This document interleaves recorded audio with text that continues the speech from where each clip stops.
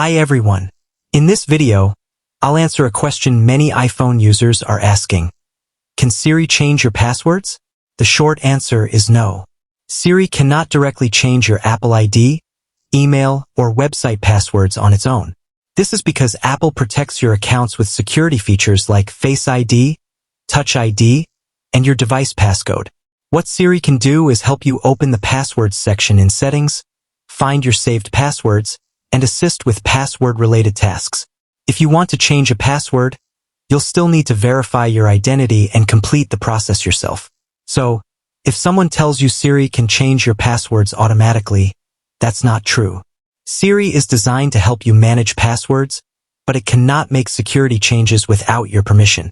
If you found this video helpful, don't forget to like, subscribe, and turn on notifications for more iPhone tips and tutorials.